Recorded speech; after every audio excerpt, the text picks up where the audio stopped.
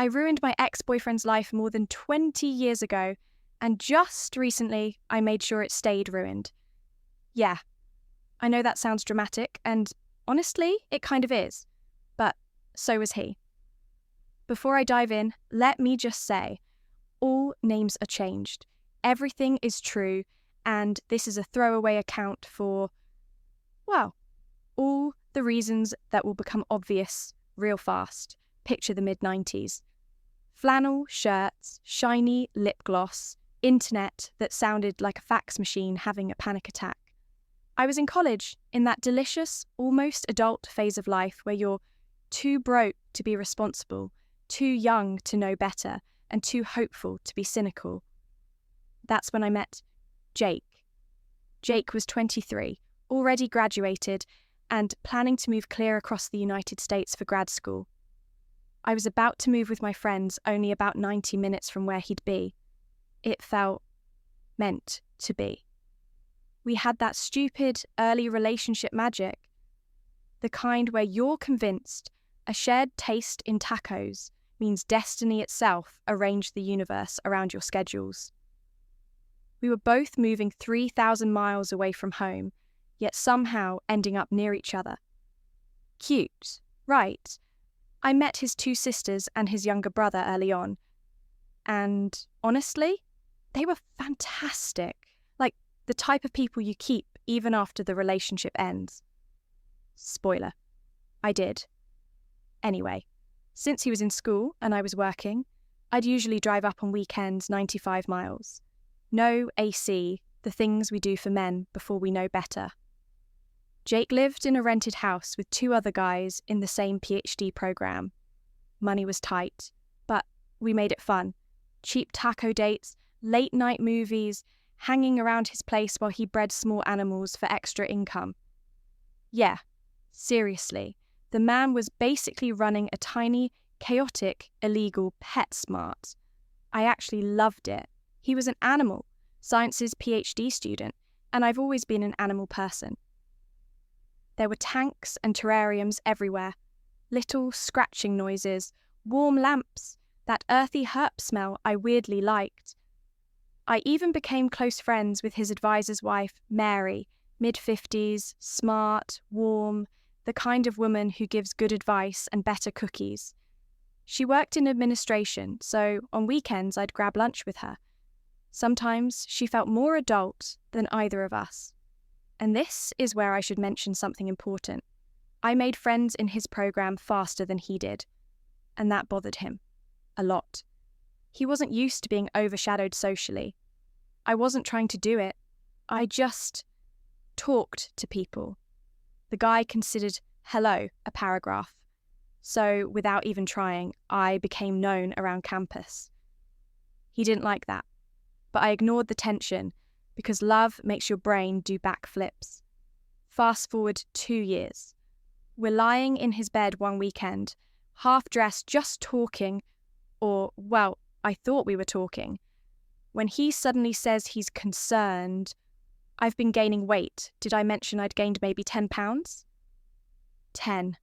Still wore the same size 6 to 8. The man said it like I'd suddenly eaten my way into a new species. And it wasn't a health talk. Not a, hey, are you okay? Not an, I noticed something, just checking in. No, it was, it's getting harder for me to be attracted to you. Right after we'd had sex at 1 a.m, while I was 95 miles from home. I remember sitting up and going dead calm. The kind of calm people get before they commit a felony, I told him. Maybe, if you kept something other than crackers and cheese in your house, I wouldn't be starving every weekend. He blinked like I'd spoken in hieroglyphics. Then he hit me with, I guess you should try to lose weight. And I said, because even at 23 I had a backbone. Yeah, no. What are you going to do about it? The man had no plan. He just stared at me like a cattle prod malfunctioned. He said he just wanted me to know how he felt. So I said thanks, put on my clothes, went to sleep and drove home. In the morning, I didn't fight him. Didn't cry. Didn't beg. 3 months later, he calls, and in the most robotic voice known to man says, "I want to break up, you don't know enough about science." Yes, that was his opening line. Apparently, because I didn't use Latin names for animals during casual conversation, he just couldn't do it anymore. I told him to stop insulting my intelligence and tell me the real reason. But he stuck to the science excuse. Still, I knew something was wrong. The man couldn't improvise a lie to save his own life. A month later, he came to return something of mine, and I pushed him until he cracked. That's when he finally admitted he'd been seeing one of his undergrad students. Let's call her Meg, 19, his student. He was 26. The math alone was criminal. The power dynamic was vomit-inducing. My rage was immediate. My roommate threatened to toss him off our balcony. He left, and then something broke open in my brain. Not sadness, not heartbreak, just clarity. I remembered Meg from a BBQ at his house when she spilled something on her pants, and he asked me to loan her clothes. I was a size 8. She was a size 18. So that whole, "your weight turns me off" thing? A lie. A flimsy, cowardly, pre-breakup attempt so he wouldn't have to say, "I'm a grown man sleeping with a teenager I'm supposed to be teaching." The math wasn't mathing then, and it still doesn't. Why tell me at 1 a.m. in a house 95 miles from home? What did he think I'd do? Storm off dramatically? Run into the night? Hitchhike home barefoot? The man had the emotional intelligence of a potato. Back then, early 2000s, email was how people handled anything they didn't want to do on the phone. So I emailed his roommates to let them know we'd broken up and thanked them for being decent humans. They responded almost immediately and confessed they knew about Meg. They were the ones who pushed Jake to tell me. One of them, George, offered to help me collect the few belongings I still had at the house. He suggested I come up for the weekend. We'd grab drinks, blow off steam, do all the fun things Jake never wanted to waste money on. So I went. And that's where the real revenge started. Not the emotional kind. The logical, methodical, woman scorned, but with receipts kind. Jake wasn't home when George let me in. So I walked through that house and took pictures. Not random pictures. Evidence. Jake had animals that were endangered, unpermitted, illegally kept, improperly housed, visible from outside the house.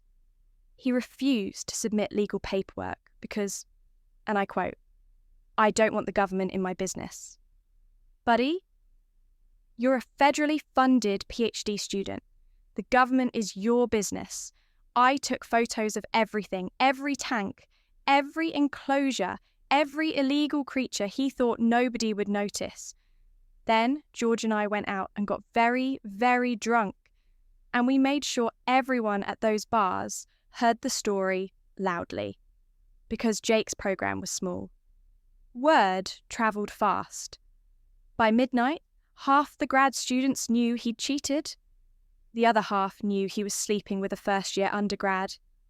When we came back to the house, Jake and Meg were watching TV. Perfect audience. George basically carried my drunk self down the hallway in a short dress.